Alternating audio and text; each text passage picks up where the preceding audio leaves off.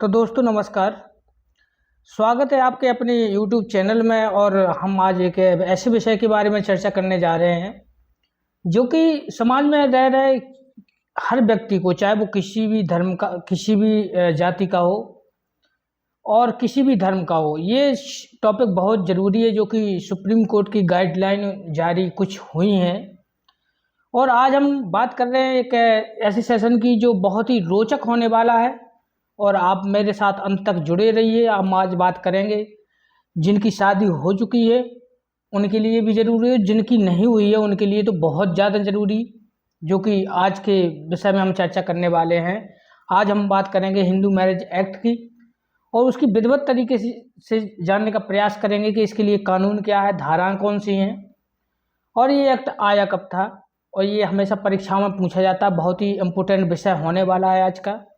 तो जुड़े रहिए मेरे साथ। और जो मान्यताएं हैं, धार्मिक मान्यताएं हैं हिंदू विवाह को लेके, वो कहाँ से शुरू हुई है और 7 फेरों के मतलब क्या होते हैं, मैं आज इसके बाद इस विषय में गहराई से चर्चा करने जा रहा हूँ। तो आप जुड़े रहिए मेरे साथ। तो आज बात करते हैं हम एक ऐसे विषय की जो कि हिंदू मैरिज एक्ट का है। सुप्रीम कोर्ट में चूँकि इसको लेके केस आया तो उसने सुनवाई की इसके ऊपर, और जब सुनवाई की तो उसने अपनी कुछ गाइडलाइन दी। गाइडलाइन जो दी उनके बारे में विषय में जानकारी करेंगे। क्योंकि हुआ क्या है, हम बात कर रहे हैं हिंदू मैरिज एक्ट की। हिंदू जो शादी होती है, जो रीति रिवाज होती है, जो धार्मिक मान्यताएं होती हैं, जैसे हमने शादी कर ली, समाज के सामने शादी कर ली, शादी करने के बाद हमें समाज ने स्वीकृति दे दी, लेकिन कानूनी रूप से अगर हम बात करें तो उसके लिए हमारे पास कोई कानून है? तो जी हाँ, कानून है, वो ही हिंदू मैरिज एक्ट है। उसी के विषय में हम चर्चा करने जा रहे हैं कि जो बात करें अगर हम इसके विषय के बारे में, कि जो जिनकी शादी हो चुकी है वो तो खैर अपना जान ही लें, लेकिन जिनकी नहीं हुई है वो भी बहुत ज़रूरी है उनके लिए वो जानना कि हुआ क्या। भारत में जिन नियमों से हिंदू विवाह होते हैं उन्हीं नियमों से जैन में हो गया, बौद्ध में हो गया, सिख में हो गया, उसी नियमों से उनकी भी शादियां होती हैं, जो कि हिंदू मैरिज एक्ट के तहत आता है। जो शादी को मान्यता देता है वो हिंदू विवाह अधिनियम है, और इसको जब ये शादी हो जाती है तो इस एक्ट के तहत उससे कानूनी मान्यता प्राप्त हो जाती है। क्योंकि सुप्रीम कोर्ट में हुआ क्या है, कुछ धाराओं की बात करेंगे। सुप्रीम कोर्ट ने कहा है कि रीति रिवाज की पालन नहीं हुई, अगर रीति रिवाज का पालन अगर पूरी तरह से नहीं हुआ है तो हम उस शादी को शादी मान्य नहीं करेंगे। क्योंकि कुछ सियाने लोग होते हैं, समाज में होते हैं और देश में होते हैं, उनकी भी हम बात करेंगे कि मामला फंसा कहाँ, पेंच कहाँ फंस गया है।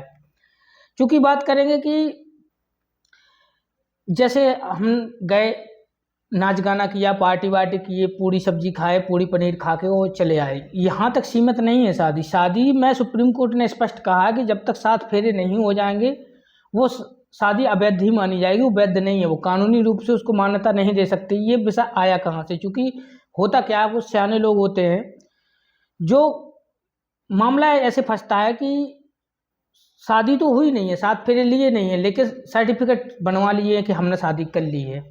अब वो सर्टिफिकेट लिए घूम रहे हैं। सर्टिफिकेट क्या होता है? क्योंकि हिंदू मैरिज एक्ट की अधिनियम की जो धारा है उसमें कौन सी धारा क्या कहती है उनके बारे में हम विषय में बाद में चर्चा करेंगे। क्योंकि सर्टिफिकेट, जैसे हम जिस समाज में रहते हैं, जिस जाति से बिलोंग करते हैं, हमारे पास जहाँ हम रहते हैं उसका निवास प्रमाण पत्र होता है, जिस जाति से बिलोंग करते हैं उसका जाति प्रमाण पत्र होता है। भारत में ये सब मान्यताएं चलती हैं। कानूनी रूप से अगर हम जिस जाति के हैं हमारे पास जाति प्रमाण पत्र मिलेगा। उसी प्रकार से जब अगर हमारी शादी हो गई है तो हमारे पास कानूनी रूप से उस शादी को मान्य करने के लिए हमारे पास मैरिज सर्टिफिकेट होना बहुत ज़रूरी है। उसी मैरिज सर्टिफिकेट को लेकर क्या होता है कि जैसे मान लीजिए कि जन्म हुआ नहीं और जन्म प्रमाण पत्र बन गया, कैसे संभव है? मृत्यु हुई नहीं और मृत्यु प्रमाण पत्र बन गया। क्योंकि होता क्या है कि हमने कई जगह अखबारों में या सुर्खियों में देखा होगा कि एक आदमी खड़ा है अधिकारी के सामने, साहब मैं जिंदा हूँ, मुझे मृत घोषित कर दिया गया कागजों में। तो ये गलत है, ये गैर कानूनी है। क्योंकि आपने जब शादी नहीं की है तो आपका सर्टिफिकेट कैसे बन गया? होता क्या है, जैसे NRI वगैरह होते हैं, विदेशों में नौकरी करने वाले लोग होते हैं, वो उन्हें छुट्टी मिलती है, 2-3 दिनों की गिनी चुनी छुट्टी मिलती है, शादी के अगले दिन फ्लाइट है, तो वो क्या करते हैं कि जैसे ही शादी तय हुई, जगह तय हुई और दोनों पक्षों की सहमति हो गई, उसके बाद वो आवेदन कर देते हैं सर्टिफिकेट के लिए। शादी हुई नहीं है लेकिन आवेदन पहले कर दिया। अब वही फीलिंग आती है कि जब मियाँ बीवी राजी तो क्या करेगा काजी। वो फीलिंग लेके अब रजिस्ट्रार के यहाँ जाते हैं, अपना आवेदन करते हैं, तो रजिस्ट्रार आवेदन स्वीकार कर लेता है जब दोनों पक्ष राजी हैं। सब कार्यक्रम, वो कहते हैं सब कार्यक्रम हमारा बिल्कुल फिक्स है, शादी हमारी होने वाली, लेकिन इतना समय नहीं है कि हम बाद में शादी करवाएं, सर्टिफिकेट बनवाएं। तो क्या होता है इस स्थिति में कि सर्टिफिकेट बन जाता है। इसके बाद उनका जो मन किया, जितने रीति रिवाज किए नहीं किए वो चल दिए, ठीक है। अब बात आती है इसी ऐसी के केस आया जो कि पति पत्नी पायलट थे, उनके विषय में एक ऐसा केस आया है कि हुआ क्या है। अब बात करें कि परीक्षा में प्रश्न कैसे बनता है, इसके संबंध से प्रश्न कैसे बनता है इस एक्ट से। तो प्रश्न बनता है, बहुत बार परीक्षा में पूछा जाता है कि हिंदू मैरिज एक्ट कब लागू हुआ, कब बना, कब लागू हुआ। जब तक आप इस प्रश्न के बारे में विचार करें, मैं थोड़ा सा अपना प्रमोशन कर लूँ खुद से ही। सेशन पूरा देखना मेरी ये रिक्वेस्ट है, बहुत रोचक होने वाला है आगे। और इसके अलावा चैनल को सब्सक्राइब कर लें और लाइक ज़रूर करें, और अपने जो विचार हैं कमेंट बॉक्स में रखें। इस गुजारिश के साथ मैं आगे बढ़ूंगा। तो मेरे प्यारे साथियों, हिंदू विवाह दो लोगों को अगले 7 जन्मों तक, पति पत्नी पुरुष स्त्री को 7 जन्मों तक एक दूसरे के साथ ही माना जाता है, जो हमारी सामाजिक और धार्मिक मान्यता है। लेकिन कभी आपने विचार किया है कि यह कब से शुरू हुआ है? तो चूंकि जब हम अतीत के पन्ने पलट के हमने देखे, इसके बारे में हमने जानने का प्रयास किया, तो हमें एक ऋषि की कहानी हमें मिली। चूंकि उन ऋषि का नाम उद्दालक था और उनका एक पुत्र था श्वेतकेतु। वो अपनी पत्नी के साथ आश्रम में रह रहे थे। तो हुआ क्या कि उद्दालक भी थे, उनके पुत्र भी थे, वो पत्नी भी थी। तो एक ऋषि, दूसरे ऋषि आए और उनकी पत्नी को लेकर चले गए। जब श्वेतकेतु ने, उनके पुत्र ने, ऋषि के पुत्र ने, श्वेतकेतु ने प्रश्न किया अपने पिताजी से, ऋषि से, कि ऐसा क्यों हुआ।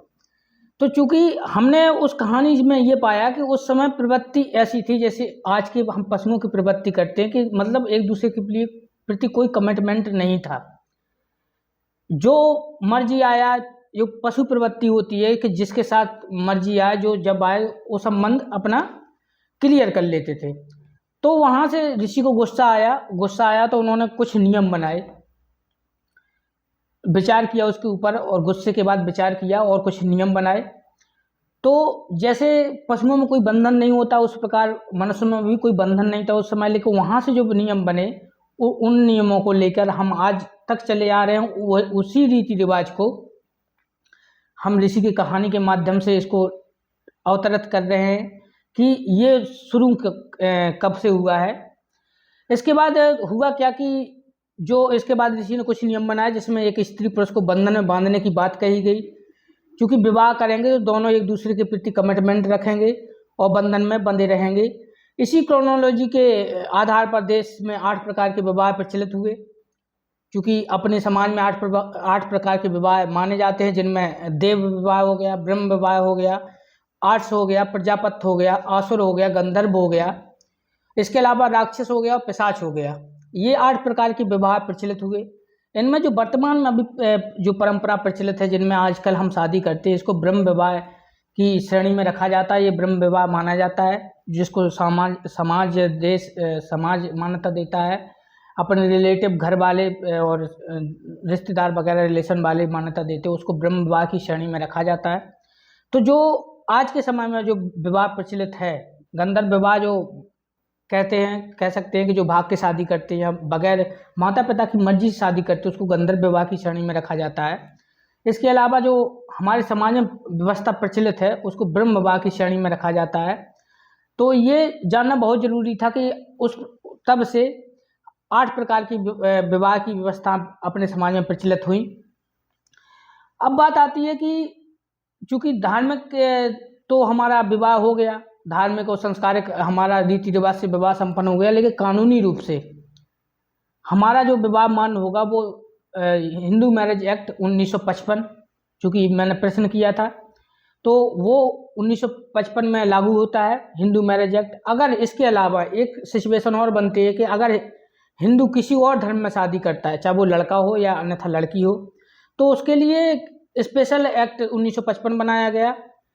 आज चूँकि चर्चा हो रही है हिंदू मैरिज एक्ट 1955 की, जैसे निवास जाति सर्टिफिकेट वगैरह होता है वैसे ही मैरिज सर्टिफिकेट भी होता है, लेकिन समस्या सुप्रीम कोर्ट को कहाँ हुई है? समस्या हुई है कि जो चीज़ें तुमने की नहीं हो उनको तुम, जो मान्यता तुम्हें ने की ही नहीं है, फेरे लिए ही नहीं हो, तुम सर्टिफिकेट लेके घूम रहे हो, ये चीज़ें गलत हैं, ये हम बर्दाश्त नहीं करेंगे। ये हिंदू एक्ट की जो धारा है, धारा 3 कहती है, क्योंकि रिवाज और उपयोग शब्द किसी भी ऐसे नियम को दर्शाते जो लंबे समय से परंपरा में हो। रिवाज क्या होंगे?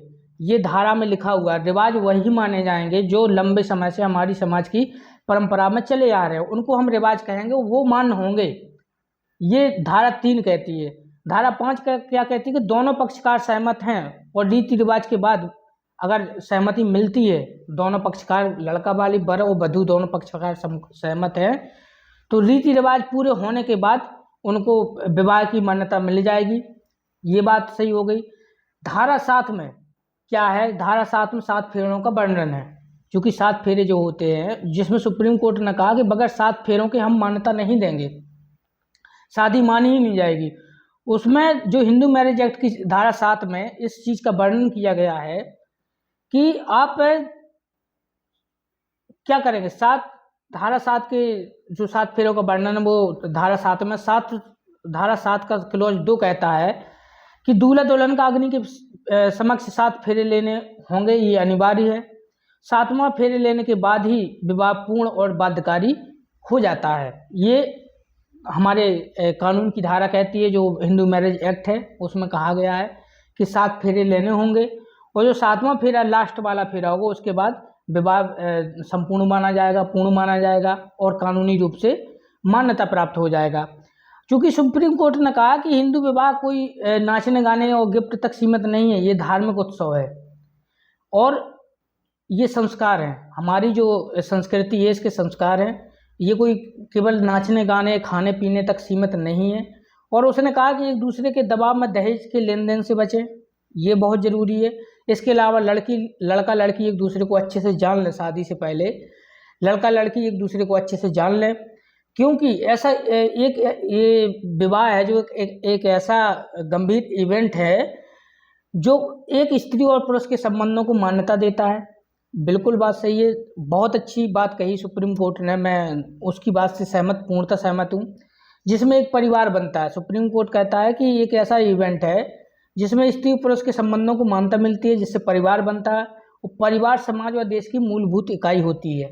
ये बहुत अच्छी बात कही। इसके अलावा मानव के लिए के लिए परिवार जरूरी है, उसी प्रकार परिवार के लिए शादी जरूरी है, और शादी के लिए कानूनी रूप से मान्यता चाहिए तो 7 फेरे जरूरी हैं। ये सुप्रीम कोर्ट की गाइडलाइन है। अब चूंकि 7 फेरे जो होते हैं उसमें 7 वचन जो होते हैं, 7 फेरों में एक वचन होता है, तो 7 वचन होते क्या हैं उनके बारे में हम थोड़ा सा जान लें। हम हालांकि जिनकी शादी हो चुकी उनने तो सुने ही होंगे, और जो शादियां करवाने गए होंगे साथ में उनने भी सुने होंगे।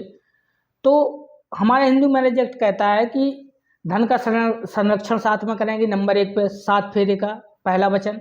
इसके अलावा हमेशा साथ रहेंगे, और नंबर 3 है एक साथ आगे बढ़ेंगे, ये तीसरा उसके फेरे का वचन है। इसके बाद चौथा वचन है खुशियों और दुख में हमेशा साथ रहेंगे, और 5वां वचन एक दूसरे का सम्मान करेंगे, और 6वां वचन है कि बच्चों की देखरेख साथ में करेंगे, और 7वां वचन है कि जीवन भर साथ रहेंगे। ये 7 वचन है। अब चूँकि आपने अगर कभी विचार किया कि 7 ही वचन क्यों होते हैं, चूँकि 7 से 8 भी हो सकते हैं, 6 भी हो सकते हैं, 5 भी हो सकते हैं, 10 भी 7 ही क्यों होते हैं। तो 7 के लिए मान्यता में जब हमने पूरा डाटा खंगालने का प्रयास किया कि हिंदू मैरिज में और शादी में 7 वचन ही क्यों होते हैं, तो चूँकि 7 वचनों की ऐसे कह सकते हैं ना कि प्रकृति से जुड़ाव लगा हुआ है। क्योंकि 7 फेरे क्यों होते हैं, इसके पीछे मान्यता ये है कि 7 सुर होते हैं, इंद्रधनुष के 7 रंग होते हैं, 7 महासागर होते हैं, 7 ऋषि होते हैं, 7 दिन होते हैं, 7 चक्र होते हैं, 7 क्रियाएं होती हैं। इसीलिए प्रकृति से मैच करता हुआ ये 7 फेरे माने गए हैं।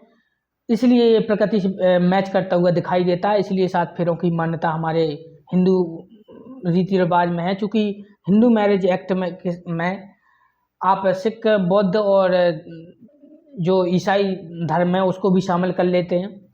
तो ये बात थी आज की जो सुप्रीम कोर्ट की गाइडलाइन थी, और सुप्रीम कोर्ट ने कहा है, नोट कर लेना, कि 7 फेरे के बाद ही विवाह मान्य होगा। ऐसा नहीं कि आप सर्टिफिकेट लेके आ गए वो आपका विवाह मान्य माना जाए, ऐसा संभव नहीं है।